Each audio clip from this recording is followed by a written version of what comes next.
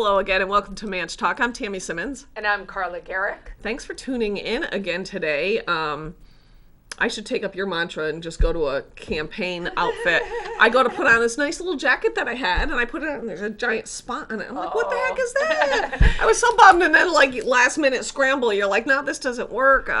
I cannot lie, this fashion choice is working in my favor for the next 3 months. When I worked for Rand Paul a couple years back, that was easy too. I threw on some kind of pants or a skirt or something in my Rand t-shirt every day for like 9 months. Yeah, and I do circulate the t-shirts, and I do wear them? Other things in between, but I was thinking this morning, people have always said with politics, you have one job, and that's that people have to know who you are. And I was like, this is actually a really simple way to do it. It helps. It gets the name out there, right? Yeah. So primary day is a week from today. So the 8th of September is the primary for on both the Republican side and the Democrat side. There are... Here in Manchester, the Democrats have a lot of primary races for state rep. On the Republican side of the ballot, there's only one primary because we actually try not to have primaries. I'm up in Ward. Because and to this day, I'm still like, Senate. We have one state rep primary. We have 2 Senate primaries. We can go back to that in a second. So in Ward 12, over there on the west side, there is a state rep primary for the main district. So that would be Hillsborough 19, Jamie Brazil, Matt Whitlock, and Dick Marston are running, and there's only 2 seats available there. Wow. On the state Senate side, we have 2 primaries. Your race, which is just District 20, that's Manchester and Boston. Yeah, and obviously you'll win that because you have been working at this for the last couple election cycles. And then there's a primary over missed opportunity if I don't. between Alderman Ross Terrio and George Lambert from Litchfield to run against Donna Soucy in November. There are also some county primaries. I'm not sure how many on the Democrat side, but I know on the Republican side there's Ed Sapienza, who's the current Register of Deeds, has a primary. I believe the sheriff's has a primary. A lot of the county races, not Tony Pappas. Tony Pappas does not have a primary, so congratulations, Tony, you win. The interesting thing, I'm reading an email right now. Being that it's a week away, I found it interesting that some towns have put out guidelines for Election Day as to how it's going to work. I don't remember. I think it was Sanborn. Don't quote me on the towns. One town was saying they would not require masks of either the workers and volunteers or the voters. They were going to have shields, which I don't think is a crazy bad plan. Fine. They were, if you weren't comfortable, there's this thing, and this is from the Secretary of State's office. They have these private voting mats, which I'm assuming are just a piece of paper, right? That you put your ballot on that mat because, somehow COVID, I don't know. And then when you're done, you fold it in half and you leave your ballot sticking out of it a little so that when you go to the machine, you can put it in and let it take it without touching it. So that's how about you just act like a normal person, and when you get home, wash your hands. How about that?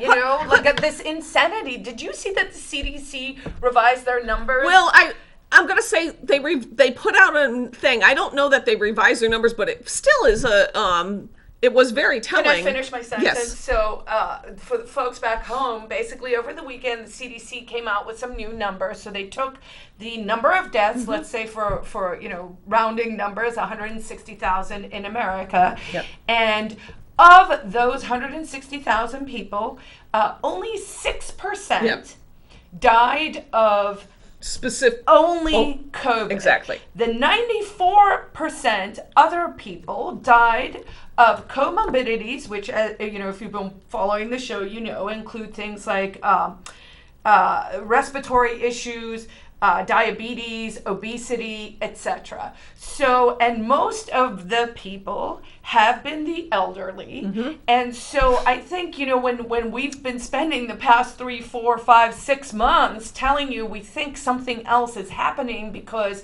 the reaction that is happening in society is not commiserative, is that a word? Yeah. Commiserative with the response is not in balance Right. with what the numbers don't match the reaction, in my opinion. And so, just hearing something like, oh, we're going to do all this insane stuff.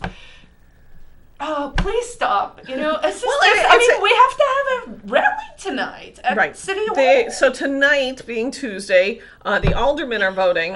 First, there's the Committee on Administration and Information Systems. That's the subcommittee. They're going to take under consideration a proposal for a change to the city ordinance made, from what I understand, by the health director. We'll come back to that, which would require people wear masks. It's just, there's so many words here. It would be members of the public must wear a face covering over their nose and mouth. So not just now we're saying which things at all times when entering any public or government controlled building or enclosed environment, except for when the person can safely maintain a distance of 6 feet or greater from all other persons located therein. This includes, but is not limited to, work sites, schools, and government buildings. This provision shall not apply when a member of the public is entering any building designated as a polling place or any building entered for the purpose of casting a vote in public or in governmental elections. Members of the public entering or exiting a restaurant for the purpose of purchasing food, picking up takeout, or any other purpose must wear a face covering their mouth and nose. Members of the public dining in a restaurant don't need to do that while they're seated at their table, because we all know that COVID only likes people when they're standing. Persons at places of indoor amusement and social gatherings, included but not limited to bingo halls, bowling alleys, charitable gaming facilities, social clubs, service clubs, or similar places where food and drink is served secondarily to the main activity, may remove face coverings while actually engaged in eating or drinking, but not at other times. Social gatherings at private residences are exempt, notwithstanding this order. At private residences are exempt. Thank you for saying, say anything more? This is insanity. Well, and so I don't even want to listen to the rest of that word. Well, that was pretty much it. 10 years and older. The Manchester recognized blah, blah, blah, blah, at the discretion of the parent or legal guardian if the children is less than 2. What is concerning is they're saying if you can show that a licensed medical professional has advised that wearing face coverings may pose a risk to you, which that in itself is going to cause a lawsuit, because somebody's going to say, I have a medical exemption, and so, what? The cop is going to say, you're going to have to show me a note from your doctor. That's what HIPAA prevents. That's what HIPAA laws are about. You don't have to disclose your private medical information to other people. But we don't really have rule of law anymore. Well, it's ridiculous. What I find perplexing, truly perplexing, is that this is coming up now, 6 months into this virus. I mean, we both wore masks at the start. Yes, we were like, I'm not anti-mask because I'm like crazy or anti-science or conspiracy theory any of that. I'm like, if there was a legitimate health and medical reason to do it, we would do it. But there isn't. You can go out why are we doing this? You can go to manchesternh.gov and you can click on the COVID updates, and there's a daily update that gets updated in the morning for the day prior, obviously. So updated yesterday, there are a total of 23 positive cases in the entire city of Manchester, where we have more than 112,000 people. That means that we are at 0.02% of our population here in Manchester currently has COVID. 2 of them are in long-term care facilities.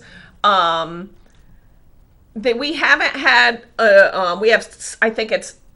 we have 0 people in Manchester, 0 Manchester residents currently hospitalized, and there are only 6 people hospitalized across the entire state. There are there are, we have the people dying. I mean, I'm not making light of people dying, don't get me wrong. But it's pretty sparse. There's one here, and then every once in a while there's one there, and almost always they are definitely 70 years and older, or they're in long-term care facilities. So the general public, the people watching this show from home, Carla, myself, everybody that's living in their lives aren't getting COVID in Manchester. I don't know what's happening in Texas. I don't care what's happening in Florida. I don't care about the other places. The numbers in Manchester are better than in the rest of the state. Let that sink in. The most densely populated city in the state has a better trajectory than the entire state has. And today is when Anna Thomas is going to try to convince aldermen that there should be $1,000 fine, a $1,000 fine if you should happen to go pick up takeout food from a local restaurant and not put on a mask. So can we talk about why $1,000? Where did they come up with that number? I have no idea. Because other cities like Concord have a $15 one. Right, and they specifically said their goal in Concord, which I don't think is necessary there either, is education. They want people to be wearing masks because they are caught up in the, who is this one person in the entire place that has not heard about masks and COVID and all of it? So, and restaurants, and I go out, I go to stores, I go to restaurants, I go to Market Basket, they have a sign up that says, you have to wear a mask. I put a mask on. I go to, I go out to eat. Maybe the place has a sign, maybe they don't. But that's up to them. That's up to the private business to say, I just noticed down here in Margaritas, there's a sign that says anybody entering the premises must be wearing a mask. No mask, no service. That is their right. It is their private property. But to say that the government now has to mandate that every restaurant refuse service. And it also puts a really undue burden on our law enforcement, How are they quite gonna frankly. Do this? Do they not have anything to do these days? Because I can tell you that I just watched 3 police officers, including, I believe, the deputy chief, down on Elm Street. And I stopped and asked somebody, I said, what's going on? It was down where I so commonly refer to the lump of human being that lives in front of, baked or whatever that is there. Well, apparently, in town Manchester, every Monday, Wednesday, and Friday, sends their crew out to clean the sidewalks in that particular area, literally with high-pressure water, because they are disgustingly filthy. If we're going to talk about health hazards and community concerns for health, the woman I spoke to said it is disgusting. Like, that is a health concern. Today is Tuesday, not one of the days they normally do it. But the tenants in the building were taking pictures of the filth and the spread because that group of humans that live on that sidewalk who choose to live there, they do not want help from the city. They don't want to participate in any programs. They want to live in that spot. They used to live down in front of Bunny's. Oh, I remember. And you'll know that the guy who does the artwork, and I use that word lightly, in one day, he made $1,000. So the next time he's sitting there begging for money because woe is him, there was a day he made $1,000 sitting on that sidewalk, and he has no interest in leaving because he can make good money living on the sidewalk on Elm Street, making a mess for the patrons and the businesses that are involved. So they had to actually have 3 police officers come. I guess they always have a police officer, but they needed more because there's a woman, one of the homeless women, screaming in the faces of people because they're cleaning the sidewalks. The guy who takes up residence there refuses to move his stuff. So I'm like, wait a minute. So we have that problem. We have hypodermic needles. People still report. We still do have a drug problem in Manchester. I will tell you, property crimes do not get investigated. If somebody breaks into your shed, if somebody breaks into your car, if any of these things that happen to you and you report them to the police, I will bet you a beer they will not be investigated. The police and fire department have too much on their plate as far, and we can debate whether I think there's decrease in fires, but then those people are sent out on other health. The fire department sent out on drug overdose. Do we really believe that the Manchester Police and the Manchester Fire Department have nothing better to do than chase down people picking up takeout food in a restaurant without a mask. Because I don't. And then what's going to happen? So, okay, I go into, Murphy's to pick up my wings to go, or I go into the farm and pick up something to go, and I don't have a mask, and somehow I get stopped. So what are you going to do? You're going to fine me $1,000? How are you going to get that $1,000 from somebody? What's the reason? You can't take away my house. Go ahead, try to put a lien on my property because I wouldn't wear a face mask. That's a lawsuit waiting to happen. That'll just cost the taxpayers money in legal fees. You can't prohibit somebody from registering a vehicle because of something they did not related to their vehicle. So how exactly... But how do you even know any of that? Because we don't actually have rule of law anymore, right? Because we're at the stage where we have... randomness. We have His Excellency God King Sununu making, orders over here. We have the health department saying that they can suspend the Constitution. We have... So, I don't know, maybe they could come take your house. Maybe they could try. I'm just fairly confident that, even though, it would cost me money in legal fees, but at some point people are going to start filing lawsuits because you are infringing. People have been filing lawsuits. What we need now is we need non-corrupt judges to actually enforce the law, meaning the supreme law of this land, which is the Constitution of New Hampshire and of the United States. And all of this stuff that is going on is unconstitutional. So, people used to get their knickers in a knot about, Muslim countries that force women to wear certain coverings in order to leave their homes. So can someone explain to me what is the difference between forcing people in the Middle East, women, to wear coverings for some reason, and we think that's wrong because you're making people do things they don't want to do. But here, now we're going to force you to do things you don't want to do. And it's so random. And none of it makes sense. And people will say, follow the science. You know what? I've been following the science from the start. I'm a smart person. I can read a graph. I can understand data. I know how viruses work. And I'm like, what we are being told is not accurate. There is some movement towards control and taking over control. And if this mask mandate passes, they're going to have trouble on their hands because there will be lawsuits. I'm sure there will be. There will be strong civil disobedience. And people need to understand, you can't just suddenly say the city of Manchester now has the right to tell me what I need to wear in public. That is unacceptable. Well, and it's just... the timing's bizarre. I mean, if this was March, maybe when we didn't know whether this virus was going to spread, I mean, it was supposed to overwhelm our medical. I mean, right now, every single person in the state that has COVID could go into the hospital, and we still wouldn't be overwhelming our hospitals.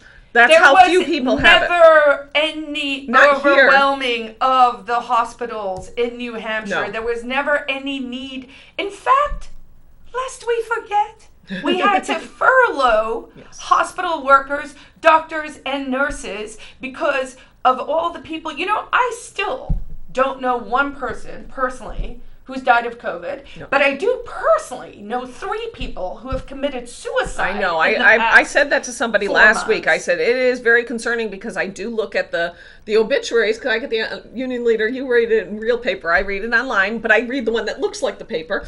And I always click on the obituaries, partially because, you'd like to know if the guy down the street that died, And I do see, of course, maybe they've always been there, but I do see random, people that no explanation, not like died suddenly. Died at their home, or just, Joe Blow, 43, died last Saturday, and you're like, and there's no, give to the Cancer Society, or, enough. So, tonight, Tuesday the 1st, the aldermen at this subcommittee, presuming this subcommittee approves it, because the subcommittee could receive and file. And is the subcommittee... I don't recall off the top of my head. I know Sapienza's the chair, and I know Barbara Shaw's on that, and Barbara Shaw has said she will not support this. I know that Elizabeth Moreau, Joe Lavasser, Keith Hirschman, Michael Porter have all said they will not support this. Thank you. Thank you I do think it would be bizarre for Kevin Kavanaugh in particular to support this because he's on the reopening task force. So if he can substantiate the need for this extra thing, why wouldn't he have insisted that it happen at the state level if it's so bad? Well, I think to some extent, I'm just putting on my everyone's being nefarious hat for a hot second here. I think there is an interesting hot potato game that's happening here where everyone is that a British thing? Hot potato? No, we played hot potato. You know what I mean. Okay, so where everyone's kind of going, not my problem, right? So one of the things that President Trump did is he was like, I'm going to devolve this down to the states as it should have been, make America states again. So it should have been on the states level. Very smart, though, because now you've decentralized. Now we have our governors. Our governors have to make decisions, right? And so I do think Governor Sununu did a hot potato move that is not really justified in terms of how it's supposed to work. New Hampshire is not a home rule state. Right. These towns should not be able to do things that are not passed legislatively. I know they're doing it under this sort of auspices of health, but I question, and I think, as we come out of this, that we need to look very carefully at what kind of authority has been given to health people, for what reason, because once again, how does that suspend the Constitution? If no one's allowed to do it, how is this health official suddenly allowed to do it? Come on your property for a nuisance, take you away, lock you up, give you $1,000 fine. It doesn't make sense, right? So I think with this hot potato, we're going to see in the justice system, we're going to have to see how and where this plays out. I do hope we get an honest judge at some stage who actually says, no, you know what, on the face of it, looking at it as a reasonable person should, no, we do not have, nothing in this legislation has the authority to suspend the supreme law of the country. So we are doing this rally. Yeah, we're going to have a bunch of people going down to City Hall tonight. I know a lot of people have been emailing the aldermen to voice their concerns about this ordinance. I did check. Do you know if we'll be able to testify? I have no idea. I can't figure out I never can keep up with what's open and what's not open. I know, for instance, I tried to get information because Manchester, since there's, 112,000 people here, where's our guideline on what's going to happen at the polling place, so that people know beforehand. Like I was saying earlier, in the town, there was one town that wasn't going to require anybody to wear a mask, but they were going to have a tent outside that if you were uncomfortable entering the building without a mask, where people weren't wearing masks, you could go into this tent and vote absentee, which I thought that's sufficient. So you're giving an option to the voter who is uncomfortable, as opposed to mandating all voters do something. So there is, I don't know. I honestly, I'm political, and I do not know a week before the primary what's going to be expected of me. Although you said that specifically excluded polling stations. It did. Because I originally was thinking that, but that doesn't exclude the space outside. Are doing, these ordinances so that they can circumvent or enforce or, try and enforce certain behavior at the polls, but because that's specifically I'm guessing that the Secretary of State's office and the Attorney General's office has probably already said you can't limit voting. And the thing that folks need to remember back home too, it's fine for us to sit here and to be like, oh, I'm going to sue, oh, I'm going to do this, but the point is the taxpayer gets punished when our government oversteps or does wrong or whatever, right? Because they claim that they're governing us by consent. I mean, I think at this stage it's pretty clear that's not really the case because, if they think... So, riddle me this. So, everyone seems to agree bullying is bad, right? Yes. But what is the government other than the ultimate bully? And where it's becoming really, really clear to me is they are now forcing people to do things against their will, claiming it's for their own good, saying we are not allowed to have the right of conscience, we are not allowed to decide for ourselves, right or wrong, what we as individuals want to do. So then the question is, who owns you? I know. Who owns you? Like, if you are not allowed to say no to the people who say they only have power from your consent, and if I say I no longer consent because I do not agree with what you're doing, then where do we go from here? I know I go to City Hall at 5 o'clock. Yeah, we're going to head on down tonight. It'll be interesting. I'm encouraging people, bring pots and pans. Maybe we'll make some noise. We're going to have a microphone. Encouraging people to come talk. If you're running for office from either side, come stump if you want. Before we run out of time, not similar, just another thing, because I do believe that some of this is all political. Intentionally political. But anyways, we had Trump rally here in Manchester on Friday. It was really good. I listened to the president's speech. It always amazes me about the Trump rallies because they always try to make it out that the Trump supporters are the crazy people. And it's always completely calm and everybody's just enjoying themselves and there's never any ruckus, right? Yeah. On the flip side of that, last Thursday down in D.C. was the Republican National Committee convention where they officially nominated the president for re-election. And you can Google Chris Agar, that's Ager. He's one of the RNC members here from New Hampshire, or Rand Paul.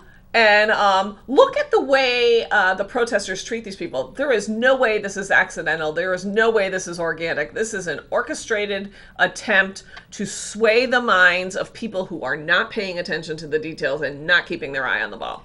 I mean, I will tell you how orchestrated it is. I don't know if it's a troll or not, but if you type in Antifa.com, you go to Joe Biden and Kamala Harris's website.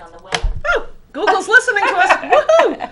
Thank you, Google. So I guess that's what we have for today. Yeah. And the NSA. Make sure if don't forget that next Tuesday is primary election day. Get out there, vote for Matt Mayberry for congressional CD1. I think he's the best choice in the race. And don't forget to vote for Carla. We'll see you next Tuesday. We're going to tape, even though it's election day. We're still going to tape. That's all we got. Bye, guys. Live free and thrive.